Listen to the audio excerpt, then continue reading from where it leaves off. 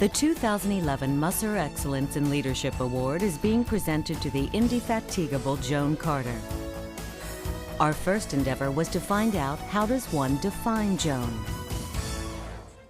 And she's a great leader. She knows how to bring people together. She's organized. She knows how to get things done. She has been by far one of the best presidents I've ever seen in the history of the Union League.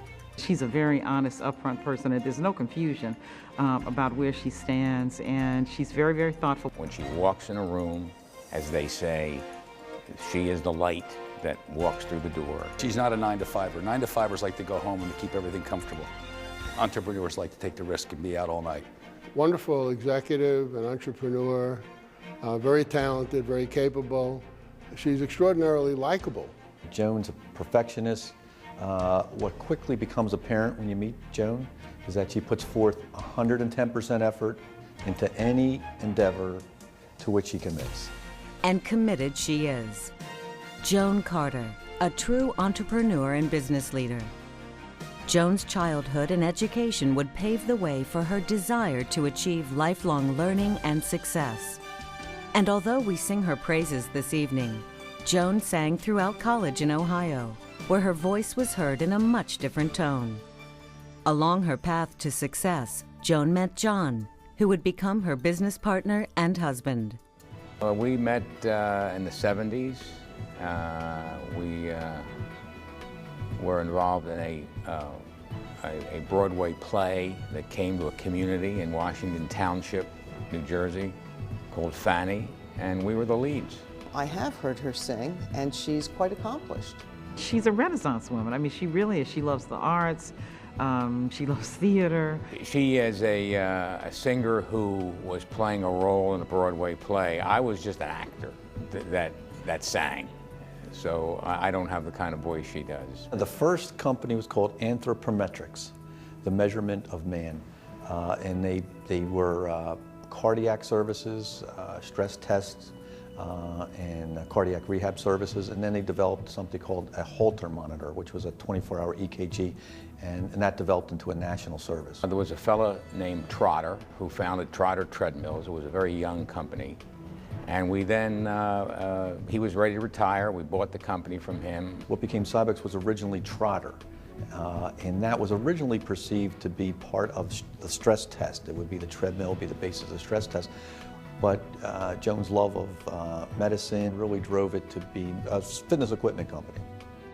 It is this passion for success that has led her on a non-stop mission to develop and nurture companies across the country.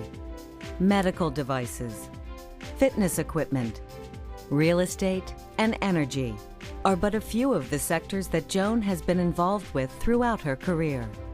I'm the idea guy, and I can create a vision and the strategy and tactics, but Joan can carry them out. I used to always enjoy going on vacation in the Caribbean and going to a hotel and seeing Cybex, and I would come back and tell her, and she said, of course it would be there. Joan has taken on as a thrust the whole social media aspect of promoting the business, and has done a great job driving the company to use all those kind of media.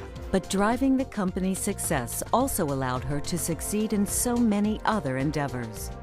Joan and I joined the league in the first class of women. And she was the one of the group of us who sent around a letter and said, you know, we all should sit down, have lunch, get to know each other, and figure out what we're going to do here. Joan often says we want to be the best private institution in Philadelphia, not the most secretive. She has leadership characteristics that are outstanding because it seems that everything she gets involved in, she rises to the top and is soon leading it, which happened in the Union League, in her company, and many other places. The fact that she's a woman is really inconsequential. She's just a phenomenal leader, and we are so fortunate to have her at the Union League of Philadelphia. She doesn't allow herself to be pushed into a corner, yet she actually gets things done by pressing a little bit and pushing her own agenda on both the members and the staff. And her agenda, in my opinion, has been a very, very good one. By moving the dining room upstairs to the first floor, we were able to build this wonderful heritage center where we can engage the community. Joan often says that when people walk by the Union League, she wants them to look up and say, boy, I would love to be a member of that club one day. Joan has the typical philosophy. Either you go forward or you go backward. You can't stand still. And she's been taking the club forward. Joan continues this amazing forward momentum in all her endeavors, seemingly faster than the speed of light. She's also, a caring, compassionate person. She's a very loyal friend. So I see her continuing to be involved in businesses. She's a great board member, a great advisor. I first met Joan when we both served on the board of the Federal Reserve Bank of Philadelphia. And Joan eventually became chair of the board. I also serve on the board of the Penn Mutual Life Insurance Company with both Joan as well as Alan Miller. Enthusiasm, passion, it's contagious. People want to be around somebody who is enthusiastic about what they're doing, and it attracts people. Joan is a very special leader because she believes in the individual, and that you don't see very often. She doesn't want people to make excuses.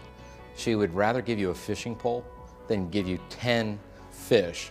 Go out, learn to fish, make your own decisions. Get yourself by the bootstraps, get yourself up, and there's no excuses.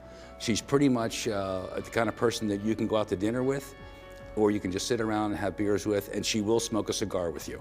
The charm is also tempered by a sharp, keen mind. She's a no-nonsense person, but a very benevolent heart. She and I have talked about diversity, we've talked about democratic politics, we've talked about race relations. There are a lot of things that we've really shared opinions on, and we don't always agree, but she's very, very open to having those discussions with friends. We're with each other a lot, and it just works out great. So we plan the business day, we plan the social time. We have a shore house in Avalon, New Jersey. We've got 8 grandchildren. Family's number one. It is working all those other things in your life around your family. The children and grandchildren are always incorporated into our activities, which may involve at times our businesses or our off time at the shore. Joan loves the shore. She loves walking on the beach. She entertains a lot down there. She has her family down there. She loves having her family around.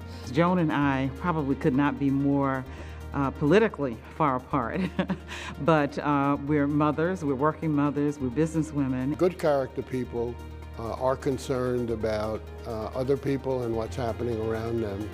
And if they have some knowledge, which she certainly does, they like to pass it on. We all do. She has been both a friend and a mentor to me. She has an interesting personality when it comes to mentoring people. I heard her one time mentoring a young lady over lunch, and I was sitting at the next table. And she made the comment to the young lady, "Keep your words soft and sweet.